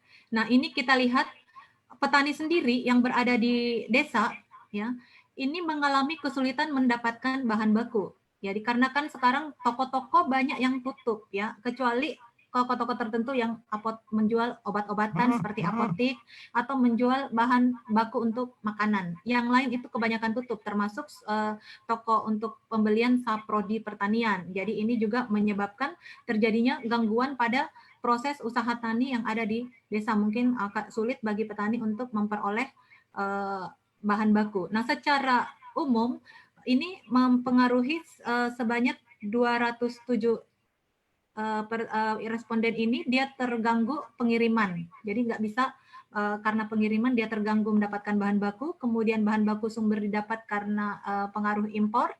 Kemudian harga bahan baku juga naik. Kalaupun ada bahan bakunya, harganya naik sehingga menyulitkan para pengusaha termasuk petani untuk melakukan usaha tani. Dan bahan baku juga menjadi terbatas. Ini adalah datanya, persentasenya. Bisa dilihat sendiri. Next. Nah, apa yang terjadi sama petani di tengah pandemi COVID ini? Ternyata petani ini terganggu dari segi apa? Nilai tukar, NTP-nya. Ya. Nilai tukar yang dimiliki petani ini terganggu sehingga petani ini memerlukan intervensi sebenarnya dari pemerintah, karena yang keluar ya uang yang keluar dibanding yang masuk itu lebih rendah yang masuk ya maksud saya, sehingga daya beli petani ini menjadi turun. Kalau daya beli petani turun itu kan berarti taraf hidup petani itu semakin miskin. Next. Nah, kita lihat bagaimana kondisi ekonomi petani di perdesaan. Petani di perdesaan ini sebenarnya jangan salah dikatakan karena dia ada di tengah sawah berarti dia sehat. Tidak juga seperti itu, karena kalau dia sampai sempat kontak dengan OTG, misalnya orang tanpa gejala atau apa, justru petani-petani inilah lebih rentan dibanding mereka yang ada di kota. Dan perdesaan ini cukup rentan. Kenapa saya bilang rentan? Karena petani kita itu walaupun kelihatannya dia terlihat lebih tua dari usianya, kemudian kondisi fisiknya mungkin tidak dia memang bugar, tapi mereka jauh dari akses pelayanan kesehatan yang baik, apalagi di luar Jawa ya. Kalau di Jawa sini mungkin masih ada puskesmas di kecamatan di mana, tapi kalau di luar Jawa sana mungkin untuk akses ke pelayanan kesehatan itu masih sangat kurang. Makanya di Papua mereka menutup, mereka lockdown mereka punya daerah karena di antara satu provinsi aja cuman berapa banyak dokter paru yang ada. Seperti itu. Kemudian sebagian besar petani juga bergantung pada kegiatan non-pertanian untuk mata pencahariannya. Jadi kita ketahui usaha tani ini kan bukan usaha yang dilaksanakan selama misalnya dari panennya sampai dari nanam sampai panen itu 4 bulan. Mereka tidak akan terus-terus berada di sawahnya atau di kebunnya. Tapi ada waktu-waktu senggang. Nah, di waktu senggang itu petani biasanya memanfaatkan melakukan pekerjaan di luar dari usaha taninya untuk menambah income atau nafkah keluarga. Karena apa yang diperoleh dari usaha taninya yang berskala kecil biasanya tidak mencukupi. Sehingga mereka biasanya bekerja di sektor lain. Nah, dengan adanya PSBB, otomatis terhambat. Petani tidak bisa kemana-mana. Apalagi kalau daerah sekitar Jawa ini yang mengandalkan mobilitas yang cukup tinggi dari daerah Jawa Barat masuk ke Jakarta, sekarang nggak boleh, harus pakai surat keterangan masuk keluar masuk lagi. Ya, jadi itu sehingga mereka tidak lagi bisa mendapatkan tambahan nafkah bekerja. Ya, next, yang tadi ini sudah saya jelaskan. Nah, petani akan terus bekerja dan berproduksi dengan mengolah lahannya. Jadi bukan karena pandemi mereka lantas berdiam di rumah, tapi tidak, karena dengan cara inilah, ini merupakan way of life bagi petani, cara hidup yang diketahui oleh petani. Mereka sekalipun ada pekerjaan yang lain, namanya bertani, sudah itulah cara mereka hidup dan memperoleh nafkah.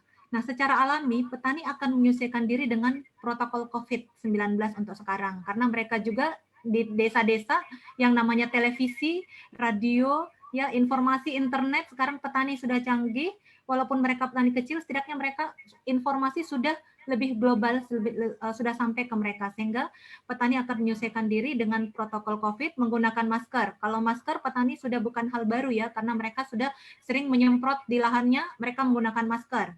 Mereka juga sudah menggunakan sarung tangan ketika menyemprot. Mereka juga sudah mencuci tangan. Nah, sekarang yang mereka lakukan adalah menjaga jarak. Ini yang agak susah karena kita ketahui interaksi sosial di desa itu lebih erat dibanding di perkotaan. Jadi ini hal yang berat bagi petani, tapi mereka akan beradaptasi dengan lingkungannya. Nah, petani akan mengutamakan menanam tanaman untuk kebutuhan subsistensi keluarganya. Mereka akan menanam dulu ini. Karena apa? Karena PSBB mereka takut nanti kalau panen nggak kejual gimana. Nah, itu dia. Jadi mereka akan menanam tanaman yang bisa dikonsumsi untuk rumah tangganya sehingga lebih aman. Paling tidak ketahanan pangan dalam rumah tangga petani itu sudah terjamin. Nah, kalau tadi Bapak bilang keamanan Pak Dirjen tadi, saya dengar keamanan pangan kita sampai Juni ini mungkin sudah sama Pak Menteri Pertanian, kemarin saya ikuti webinarnya sampai Agustus, insya Allah kita aman. Mudah-mudahan seterusnya aman dengan adanya penyesuaian-penyesuaian yang dilakukan oleh pemerintah. Next. Nah, secara sosial, buat petani yang miskin, mereka akan beradaptasi, mereka bergantung kepada asuransi sosial yang ada di desa. Ya, misalnya di desa kan juga ada dana bansos dari pemerintah. Nah, mereka akan bergantung pada pemerintah desa, itu mendapatkan bantuan sosial, kemudian dari kolektivitas desa sendiri yang tadi sudah saya jelaskan, kemudian dari ikatan patron klien. Ya, itu ya. Karena pola relasi patron klien ini dianggap sebagai sebuah lembaga yang mampu memberikan jaminan keamanan subsistensi rumah tangga petani. Jadi di desa itu orang lebih terjamin dibanding kalau hidup di kota. Kemudian ada nilai-nilai yang hidup di desa yang membuat masyarakat itu mereka saling tidak tega. Jadi mereka akan saling membantu. Ada gotong royong, ada resiprokal atau saling berbalas kebaikan. Nah, inilah kemudian ada etika moral antara patron dan klien, di mana patron ini tidak lagi mungkin hanya memberikan modal kepada kliennya atau kepada petani yang menjadi buruh tani dia, tapi biasanya dia juga menanggung hidup dari keluarga petani itu. Ini sudah berlaku di Jawa ya, dari zaman dulu, dari zaman tanam paksa ini sudah berlaku, sehingga dari zaman dulu tidak ada perbedaan nyata antara struktur sosial yang kaya dengan yang miskin karena adanya hubungan seperti ini, kolektivitas desa seperti ini. Nanti kita diskusikan lebih jauh. Next. Nah, petani otomatis dia melakukan adaptasi adalah memanfaatkan sumber daya alam, ya, sumber daya alam yang ada di sekitarnya. Tadi sudah juga dijelaskan oleh pembicara sebelumnya bahwa sumber daya alam yang ada di lingkungannya itu akan menjadi modal atau aset bagi petani untuk menambah nafkah rumah tangga. Jadi misalnya ada tanah-tanah kosong di sekitar rumah itu dimanfaatkan, kemudian hutan, petani hutan, pengelolaan hutan tadi sudah dijelaskan panjang lebar sama Pak Dirjen. Kemudian bagaimana memanfaatkan laut ya sebagai sumber daya yang dapat diaksesnya. Jadi sekarang juga kondisi di desa itu banyak yang kembali di desa. Orang-orang yang merantau, yang di PHK, kehilangan pekerjaan itu kan balik ke desa. Mereka sekarang menjadi mereka bisa menjadi modal sebenarnya bagi desa karena mereka bisa membantu keluarganya atau membantu menghidupkan ekonomi di desa dengan mungkin ada yang masih membawa sisa uangnya, kemudian dengan keterampilan yang dia miliki selama berada di kota, itu yang kita harapkan nanti bisa membantu pergerakan perekonomian yang ada di desa, orang yang datang dan balik kembali. Karena memang lebih berat hidup di kota ketika masa pandemi seperti ini.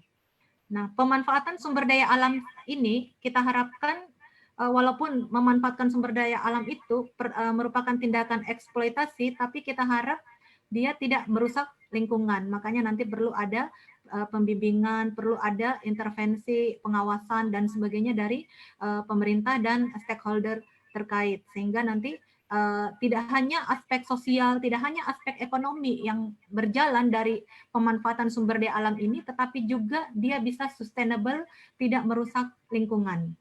Next. Nah, pemanfaatan sumber daya alam untuk menambah nafkah rumah tangga di masa pandemi memang menjadi keniscayaan. Karena kalau kita lihat tadi, petani memang tidak memiliki sumber daya finansial. Sangat terbatas kalaupun ada. Sumber daya fisik juga terbatas karena dia tidak punya uang untuk membeli sumber daya fisik. Kemudian akses terhadap teknologi juga terbatas, kecuali bagi petani-petani milenial mungkin mereka lebih canggih, sudah bisa menggunakan peralatan-peralatan modern, mengoperasikan peralatan modern. Tapi bagi petani-petani tua yang kebanyakan ya, kalau kita lihat sekarang petani yang ada di desa itu kebanyakan usianya 45 tahun ke atas atau 47 tahun ke atas. Jadi petani itu sudah jarang orang anak-anak muda, orang anak-anak milenial mau kembali bertani. Saya kalau di kelas menanyakan ke mahasiswa, kalau ada yang mau menjadi petani setelah itu mereka jarang ada yang ingin. Mereka selalu berharap setelah jadi sarjana bekerja di kota. Tapi sekarang sudah saya jelaskan pada mahasiswa bahwa pertanian ini merupakan fakultas yang punya prospek yang besar, karena pangsa pasar kita adalah seluruh orang yang masih makan, berarti itu adalah pangsa pasar kita. Sehingga petani ini, menjadi petani itu kita tidak akan pernah kena PHK. Kita tidak akan diperintah-perintah orang, tapi kita akan mandiri dan memiliki manfaat bagi orang banyak. Yang mudah-mudahan nanti dengan kerjasama kita semua, milenial sekarang mau masuk ke fakultas-fakultas pertanian. Sekarang kita lihat, tadi saya nggak akan bicarakan lagi ini tentang hutan konversi, pengelolaan hutan, karena kita ketahui tadi udah dijelaskan sama Bapak lebih lanjut ya, Pak Dirjen. di mana hutan konversi itu memang tidak boleh dikelola, tapi hutan-hutan seperti hutan lindung, hutan tanaman industri atau hutan lain yang mungkin lebih di bawah itu bisa dimanfaatkan, dikelola juga untuk kepentingan masyarakat di sekitar hutan. Karena untuk khusus konversi mungkin fungsi hutannya memang hanya untuk perlindungan satwa, tanaman, dan untuk perlindungan ekosistem. Next. Nah, untuk sumber daya alam yang ada di pesisir, petani atau nelayan itu juga memanfaatkannya sebagai sumber nafkah. Nah, bedanya untuk di daerah pesisir ini, karena dia sifatnya open access, maka biasanya terjadi persaingan yang cukup ketat di antara petani nelayan yang ada dalam memperebutkan sumber daya alam. Nah, inilah yang mesti mendapatkan edukasi kepada masyarakat, dan mendapatkan juga pengawasan supaya mereka dalam melakukan eksploitasi terhadap sumber daya alam tidak melakukan hal-hal yang bisa merusak lingkungan seperti menggunakan pukat harimau atau menggunakan bom yang merusak terumbu karang, merusak hutan mangrove, karena kita ketahui semua ada fungsinya. Saya kira fungsinya saya kira seperti itu. Waktunya habis ya. Baik Bu, udah selesai juga. Saya kira saya cukupkan, nanti kita lanjutkan dengan berdiskusi bersama supaya ada waktu untuk kita diskusi. Terima kasih. Assalamualaikum warahmatullahi wabarakatuh. Waalaikumsalam warahmatullahi wabarakatuh. Baik.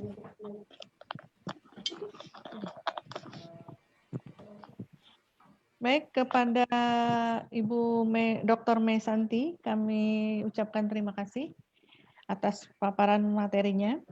Baik, kita masuk ke diskusi. Di sini sudah ada pertanyaan dari Lana Levo. Bapak Lana Levo. Ada?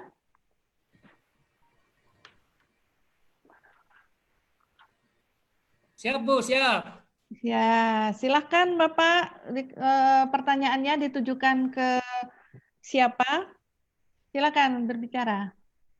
Oh ya, makasih. Tadi saya sudah tulis pertanyaan saya. Ya. Yang pertama kan kita ini Ditujukan ke siapa Pak? Ya, yang disuruh kita di rumah saja. Departemen Pertanian tidak bekerja, hanya dibiarkan di rumah saja. Biar orang di kampung di rumah saja. Harusnya kita ada stake juga adalah petani di lahan saja. Nah, itu yang pertanian, yang masalah kita itu, sehingga tidak berproduksi.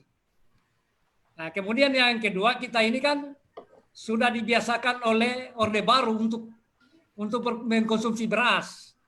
Padahal dari nenek moyang kita dulu kan semua ubi-ubian banyak sekali di Indonesia Timur. Nah, tapi semua orang harus makan beras. Nah, sementara dengan COVID ini kan sudah kesusahan beras ini, memproduksi ini. Di Sulawesi Tenggara misalnya itu kan sudah tidak ada pupuk, sudah tidak ada obat-obatan, nah, sehingga produktivitas menjadi sangat menurun. Maka program perhutanan sosial itu bagus sekali untuk dimanfaatkan, mengkonsumsi untuk memproduksi hasil-hasil pertanian ubi-ubian misalnya. Nah, itu yang harus dilakukan. Itu pada pemateri pertama. Yang pemateri yang kedua tentang hukum, yang menjadi masalah bukti-bukti hukum pada pelanggaran sumber daya alam itu tidak ada, karena penegak hukum kita kan asal dibayar selesai dia. Nah, mereka membela pada yang dibayar, pada yang membayar gitu. Itu persoalan-persoalan kita. Memang tataran teorinya ya, tapi aplikasi di lapangan aduh amburadul. Ya kira-kira itu pertanyaan saya, Bu. Terima kasih banyak. Ini bisa berkembang di ada dua pertanyaan dari Pak Lana Levo.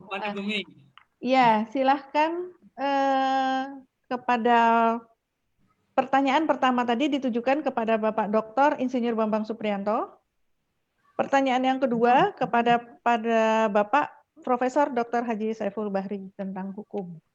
Baik. Silakan. Baik, terima kasih Pak Lana Levo ya. Lana Levo. Saya 2 tahun di Sulawesi Tenggara. Jadi saya di Konawe Selatan di Taman Nasional Rawa Opa Watumohai. Jadi apal betul saya di. Ya, betul. Baik, jadi begini. Tadi saya katakan bahwa COVID itu membawa dampak dari semua aspek, dari dunia sampai lokal ya. Dampaknya itu dari dunia sampai lokal. Itu sudah saya deskripsikan gitu ya. Tetapi kita melihat bahwa masalah ekonomi itu penting terutama untuk ketahanan pangan. Oleh karena itu kita dorong, tadi saya katakan bahwa petani hutan kita tidak boleh ditinggal di rumah saja gitu. Tetapi setelah ada intervensi masalah public health-nya gitu ya, dengan PSBB, social distancing, dan mereka beradaptasi terhadap itu, maka dia tetap be produktif, tetap produktif dengan protap COVID-19. Itu intinya. Nah, kemudian pemerintah itu memberikan intervensi supaya petani hutannya itu menjadi produktif gitu ya. Yang pertama, tadi saya katakan masalah kesesuaian lahannya. Ada intervensi cuaca mendukung enggak gitu, curah hujannya. Kemudian kesesuaian lahan itu disesuaikan dengan lokalitas, Pak. Kalau saya tadi bicara jagung padi pasti di Jawa dan sebagian Sumatera gitu ya.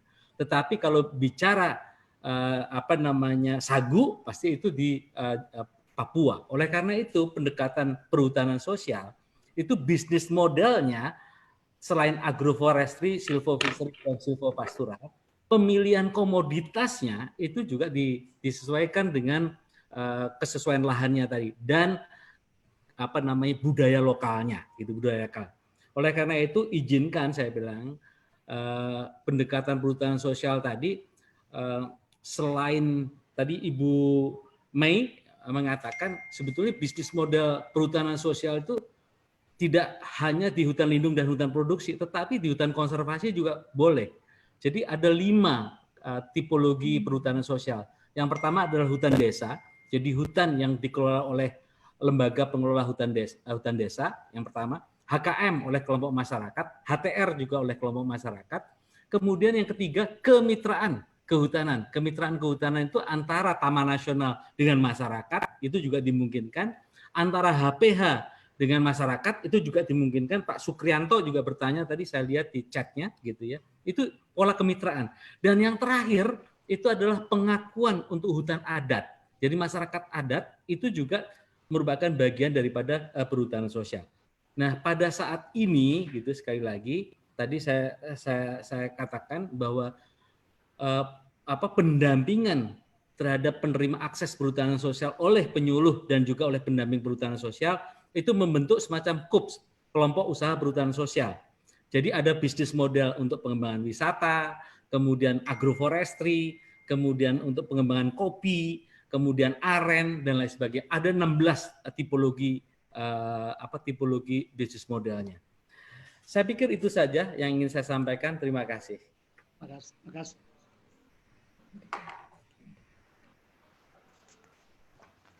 Baik, terima kasih.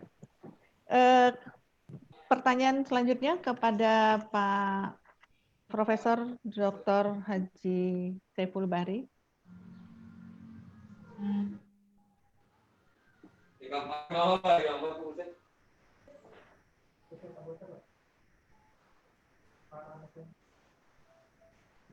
Bagaimana Ibu Ros? Tadi apa? Ya, tadi ada pertanyaan Pak dari Lana Levo. Lana Levo. Iya. Tentang apa tadi? Tentang, silakan Pak Lana Levo mengulang pertanyaannya untuk hukumnya. Tentang hukum sumber daya alam, penerapan hukum sumber daya alam. Itu penegak hukum kita masih sangat lemah pada penegakan hukum sumber daya alam. Padahal dampak ekonomi dan dampak sosial pada masyarakat banyak sekali. Di Sulawesi Tenggara misalnya kan ini daerah tambang terbesar, salah satu daerah tambang terbesar di Indonesia. Itu hancur-hancuran sumber daya alam yang ditinggalkan dan masyarakat tidak menikmati. Tapi tidak ada satupun mereka yang disentuh oleh hukum. Tidak ada satupun. Padahal kerusakan yang ditimbulkan nyata. Dan masyarakat menjadi kadang-kadang banjir, kemudian berdampak juga sampai di laut. Pelaut juga tidak bisa memelihara rumput laut dan seterusnya. Tapi tidak ada satupun sudah puluhan tahun ini, tidak ada satupun yang disentuh oleh tentang undang-undang atau hukum tentang sumber daya alam pada mereka ini. Nah, mereka punya uang dan sebagainya. Itu yang harus menjadi gerakan bersama. Menurut Prof, kira-kira gimana cara-cara itu? Apa yang harus kita lakukan pada kita ini di daerah dan sebagainya, sehingga kita tidak ikut juga melanggar hukum atau dan sebagainya. Kira-kira begitu, Prof. Makasih. Baiklah. Ini soal politik hukum. Yang dimaknai sebagai politik hukum itu dibuat melalui hulu, yakni di DPR. Hulu. Jika di hulu ini sudah terkontaminasi dengan transaksi-transaksi pengaturan norma itu, maka itu disebut keruh. Jadi kalau di hulunya keruh, maka di tengah-tengahnya pada waktu melaksanakan juga keruh. Kalau itu keruh, maka punya implikasi ke bagian hilirnya, yakni penegakan hukumnya juga tidak berdaya. Nah, berbagai undang-undang yang berkaitan dengan sumber daya alam ini, seluruhnya, bukan di bidang pertambangan saja, berbagai undang-undang itu mengisyaratkan adanya izin. Jadi pemilik izin inilah yang berkuasa, seolah-olah dia memiliki, mengatur, menguasai, mengelola. Seolah-olah pemerintah maupun pemerintah daerah tidak bisa juga mengawasinya. Ini di hulunya sudah keruh. Maka terdapat kerugian yang sangat prinsipal. Hanya bisa dibawa ke pengadilan. Ketika dibawa ke pengadilan, jarang juga dimenangkan oleh para penggugat. Baik walhi dan sebagainya, jarang bisa dimenangkan. Karena peradilannya juga masih seperti saat ini. Masih kolonial dalam tafsir-tafsir. Maka lengkaplah niat jahat itu terjadi. Dari saat pembentukan undang-undang, pelaksanaan undang-undang, sehingga sampai kepada bagian yang paling ujung dalam mengakses pengadilan, dalam mengakses keadilan, yakni peradilan. Peradilan apa yang paling ujung ini? Bisa peradilan pidana. Peradilan pidana ini justru digunakan oleh investor untuk melakukan kriminalisasi kepada masyarakat. Investor yang menggunakan. Ada peradilan perdata, class action yang digunakan oleh masyarakat. Juga putusannya sangat sumir, tidak berpihak kepada masyarakat yang terganggu dalam bentuk class action. Peradilan administrasi seperti peradilan tun juga jarang sekali bisa membatalkan suatu perizinan yang itu melanggar konstitusi, melanggar. Maka lengkaplah tersisa satu peradilan namanya Mahkamah Konstitusi. Yang diuji di Mahkamah Konstitusi adalah norma undang-undang. Dan bila mana dimenangkan oleh pemohon juga tidak bisa efektif juga dijalankan dalam tataran implementasi. Jadi begitulah Pak, kita sudah bersedih soal itu. Belum lagi ancaman undang-undang sumber daya alamnya akan dimasuki model kebijakan Omnibus Law. Jadi saya katakan Omnibus Law itu semua peraturan perundang-undangan yang terkait dengan fleksibilitas perizinan disederhanakan. Ada AMDAL tapi tidak AMDAL yang dikenal dalam doktrin ini. Sudah lebih dimudahkan. Maka Indonesia akan memberikan jalan lebih luas kepada investor. Ini persoalan. Ini persoalan di daerah ini menjadi sesuatu yang tidak bisa dipecahkan. Karena memang di hulunya sudah terjadi suatu sikap yang memudahkan investasi itu masuk. Tapi kita lihat sekarang apa dunia investasi kita sangat buruk, jauh tertinggal dengan negara-negara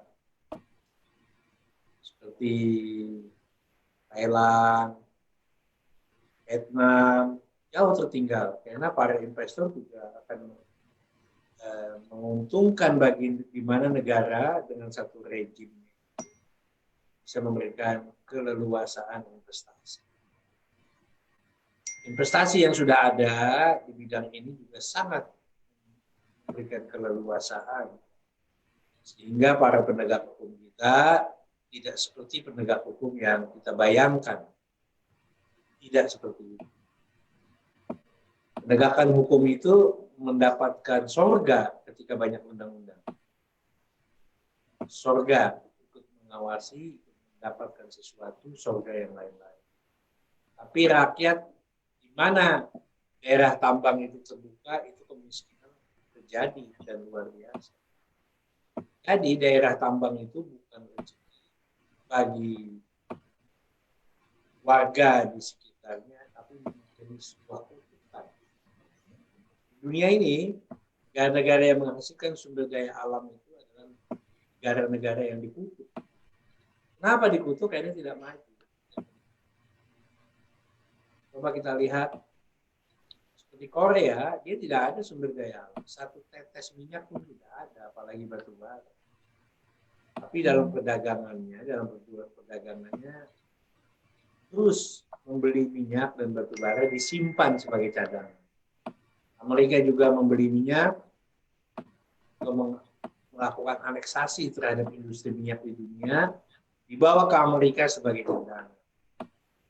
Maka Indonesia sulit bisa terus menjual, dan itu adalah barang yang belum ada suatu kebijakan untuk melakukan energi terbarukan. Energi terbarukan pemerintah baru membuat untuk minyak dan gas, tapi nikel, batu bara dan lain-lain belum digantikan. Ini satu persoalan.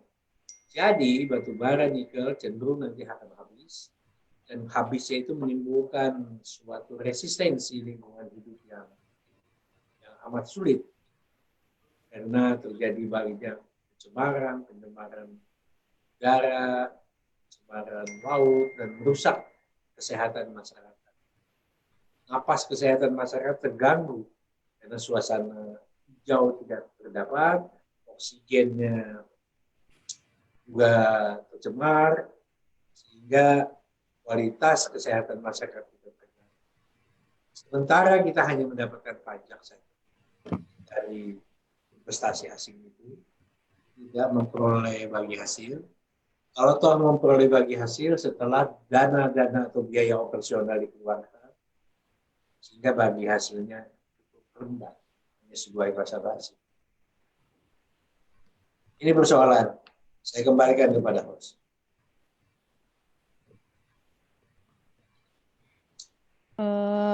Pertanyaan yang sudah dijawab. Kami lanjutkan dengan pertanyaan dari Saudara Bilal Al-Farizi.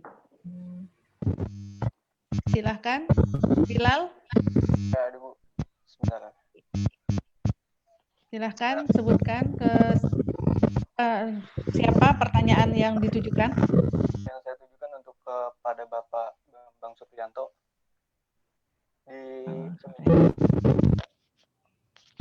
Salam sehat buat kita semua, semoga kita selalu dalam lindungannya, amin. Yang saya tanyakan ini, bagaimana menurut Bapak nih kebijakan pemerintah dalam mencetak sawah baru di lahan gambut, yang itu kan merupakan lahan yang mudah terbakar, sama. Dan juga kalau kita lihat ke Orde Baru itu ada program dari Pak Soeharto, katanya akan mencetak lahan gambut 1 juta hektar. Dan kali ini diulang lagi sama Pak Jokowi. Menurut Bapak itu sebuah langkah atau justru sebuah blunder, kekurangan pada lahan gambut yang nggak bisa instan dalam budidaya tanaman, terutama tanaman pangan. Terima kasih. Baik. Langsung saya jawab, Bu ya. Saya mau izin dulu ya. Iya Pak, Bro, saya harus leave karena harus ada video conference dengan Fakultas Agama. Iya, silakan Saya Pak. mohon izin. Terima kasih atas webinar yang mencerahkan ini. Semoga terus-menerus kita melakukan pengayaan. Assalamualaikum warahmatullahi wabarakatuh. Waalaikumsalam Pak, terima kasih.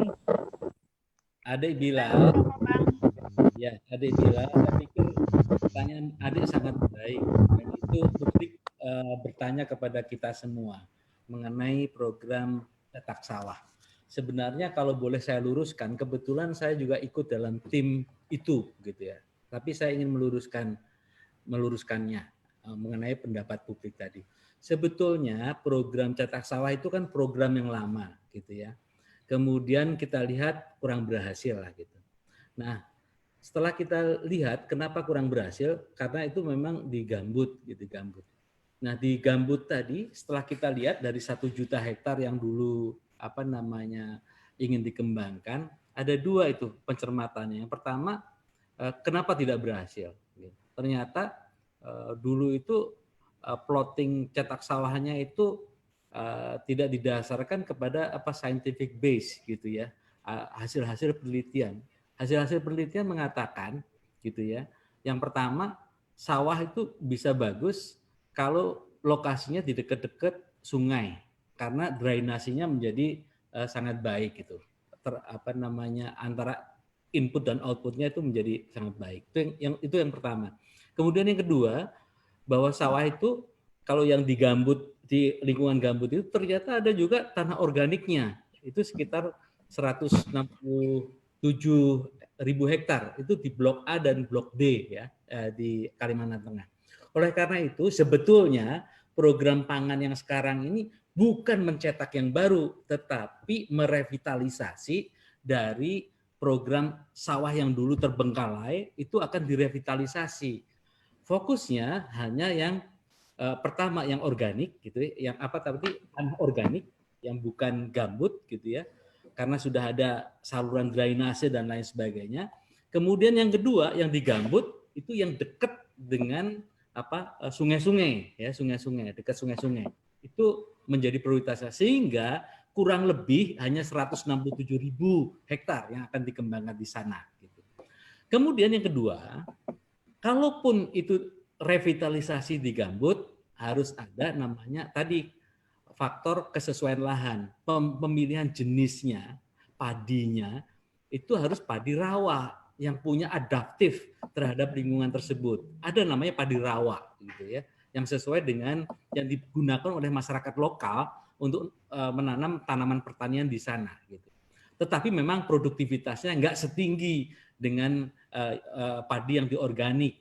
Kalau padi rawa itu hanya 0,9 sampai 1,6 paling tinggi ton per hektarnya.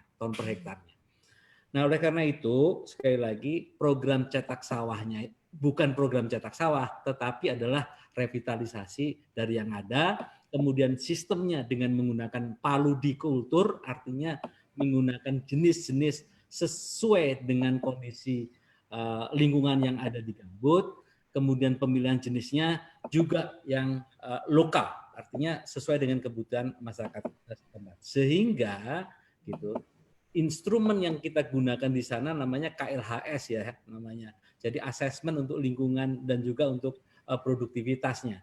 Kita merekomendasikan seperti itu. Terima kasih Bilal.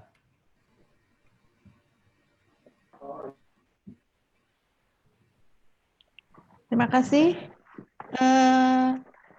kepada Bapak Bambang sudah pertanyaan-pertanyaan yang sudah dijawab ya. Kami panggil peserta berikutnya pertanyaan pada Bapak Sularno. Silakan Bapak Sularno. Terima kasih Bu Ros. Assalamualaikum warahmatullahi wabarakatuh. Waalaikumsalam Pak. Bapak Bambang, Bapak Profesor Saiful dan Bu Mei yang saya hormati. Saya tadi juga sudah chat mengenai pertanyaan, tapi sepertinya pertanyaan saya ini saya sampaikan untuk yang terhormat Ibu Mai Santi.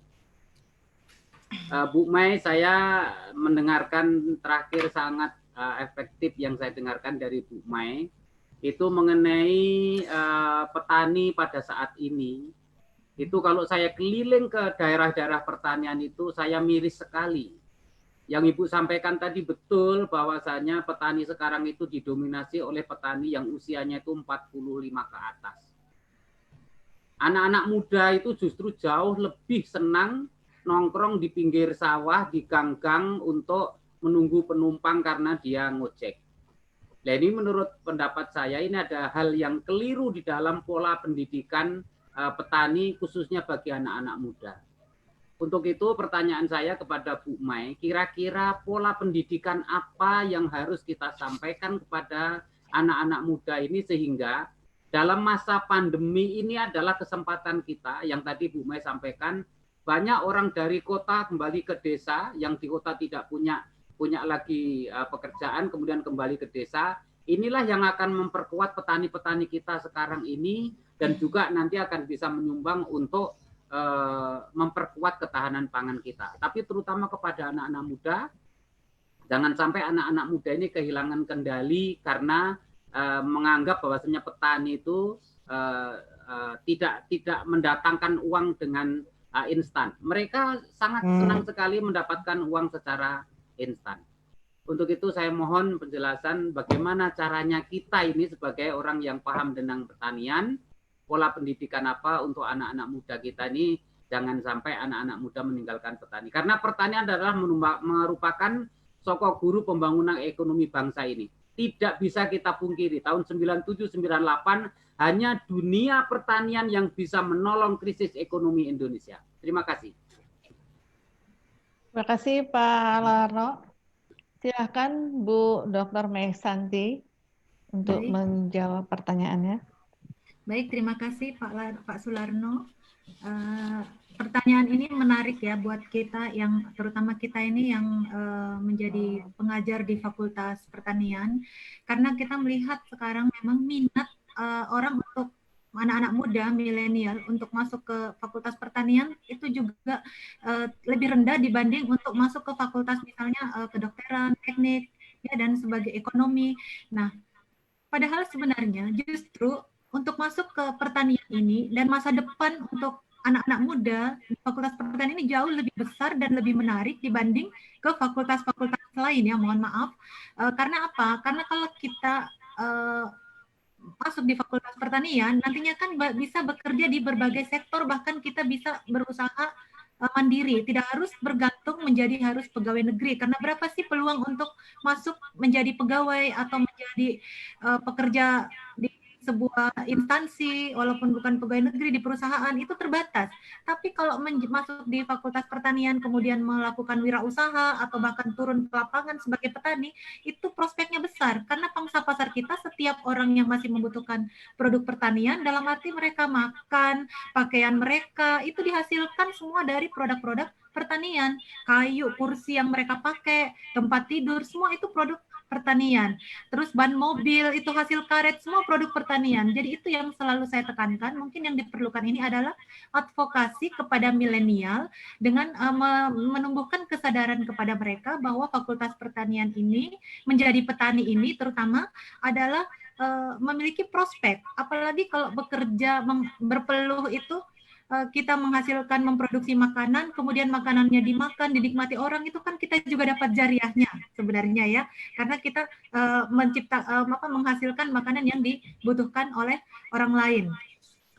Kemudian selain itu juga kita mungkin harus mengubah image bahwa petani itu, kita selalu pikir kalau petani itu kotor, tua, dekil, di sawah, kan seperti itu yang kita lihat dari anak-anak muda, sehingga mereka kurang berminat. Padahal sebenarnya kalau kita lihat di Eropa ya, petani-petani itu kan kita lihat mereka adalah petani-petani berdasi, keren-keren, mereka pergi ke sawah itu dengan ke lahan-lahannya itu dengan penampilan yang bagus. Nah, ini mungkin nanti, tapi saya rasa semakin berkembang teknologi, semakin banyak informasi yang kita bisa berikan, dan terutama di ruang-ruang kelas ini kita bisa memberikan kesadaran kepada para generasi muda kita agar mereka kembali tertarik kepada bidang pertanian ini, pertanian dalam arti luas ya tentu saja. Saya kira itu Pak yang bisa saya berikan. Terima kasih. Assalamualaikum warahmatullahi wabarakatuh.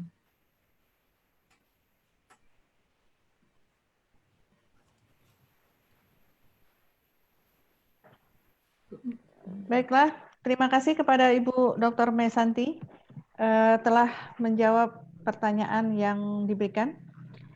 Baik, untuk selanjutnya sebelum mengakhiri acara kita hari ini, saya ada kesimpulan sedikit ya dari uraian ketiga pembicara. Semua topik ini sangat menarik.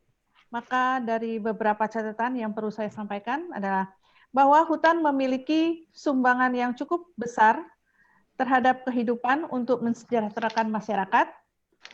Pemerintah telah mencadangkan 12,7 juta hektar atau 10% hutan menjadi hak kelola masyarakat, namun itu semua perlu pendampingan untuk dijadikan usaha kelola hutan yang sehat, efisien, produktif, dan berkelanjutan.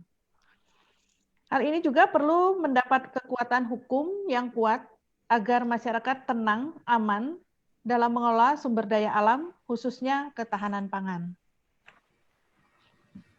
Juga untuk tata niaga Saprodi dari hasil pertanian mengalami hambatan yang selama ini pandemi COVID, yang mudah-mudahan mampu beradaptasi, memanfaatkan social insurance, bansos, dan sebagainya. Demikian kesimpulan yang saya dapat berikan. Saya Rosdiana sebagai moderator mohon maaf apabila dalam waktu memandu webinar kali ini kurang berkenan dan banyak kekurangan. Jangan lupa kita selalu menerapkan protokol COVID-19. Dan webinar kali ini kami akhiri. Wabillahi taufiq wal hidayah. Wassalamualaikum warahmatullahi wabarakatuh. Terima kasih Pak Bambang. Terima kasih Pak Rektor. Ya. Terima kasih Bu Mei. Ya. Good living ya Bu. Ya, makasih Pak.